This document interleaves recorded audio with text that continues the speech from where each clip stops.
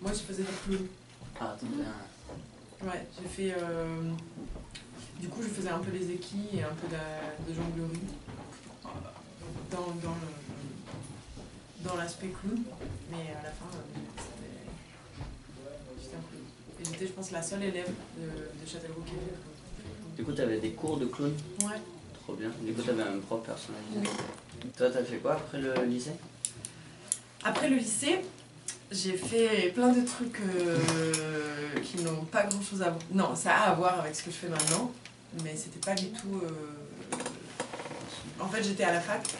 J'étais à la fac à Toulouse, et comme j'avais pas envie de tenter les écoles supérieures, parce qu'après Châtellerault, j'en avais ras la casquette, j'avais un peu envie de poser un peu, et que j'avais rencontré un clown qui m'avait dit oh là là, mais t'es hyper jeune, t'as du temps. Va à la fac, rencontre des gens, fais des conneries, voyage un peu, et puis après tu iras frapper à la porte de l'école Lecoq, qui est une école supérieure de mime, théâtre et mouvement. C'est une école surtout physique, avec une pédagogie plutôt de théâtre physique. Moi je me suis dit bon, ou pas, on verra. Finalement, langue étrangère appliquée, c'était horrible, parce qu'en fait on avait un peu... Les cours de langue étaient super, mais après on avait les cours d'économie, de gestion, que moi j'étais là. En fait, c'est intéressant, mais j'étais comme ça sur une chaise, à pas comprendre ce qui se passait. J'avais pas un intérêt de ouf pour la matière, et je me suis dit, non, là, franchement, je perds un peu mon temps. Et du coup, le deuxième semestre, j'ai demandé à changer pour aller en langue, littérature et civilisation. Donc c'était un truc plus littéraire, qui moi me convenait plus parce que j'ai plus un profil littéraire. Après j'ai déménagé à Montpellier, j'ai fait ça. Après j'ai pu faire mon année Erasmus en Angleterre.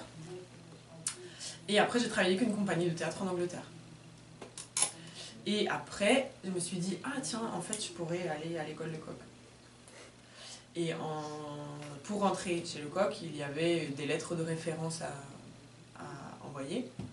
Du coup j'ai demandé à ma prof de clown de Châtellerault de m'écrire une lettre de référence. Et en fait, elle m'a dit, mais en fait, tu as fait exactement ce que Avenir, le clown, t'avait dit de faire, sans le savoir.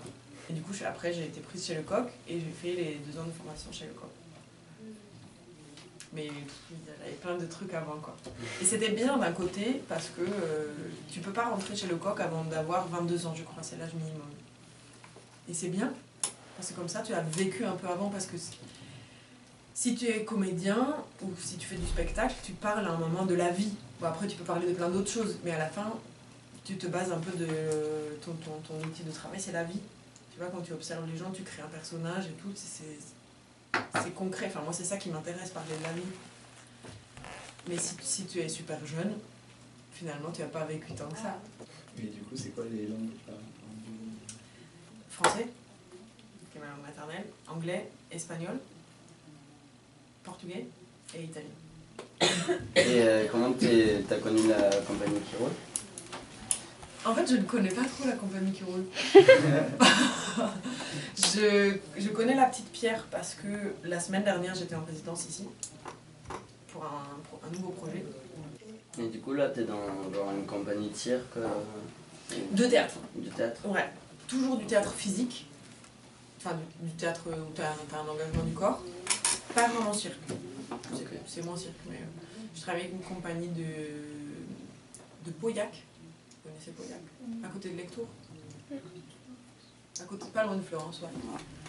Une compagnie qui s'appelle Obra, qui est une compagnie internationale. Du coup, il y a plusieurs acteurs de différentes nationalités.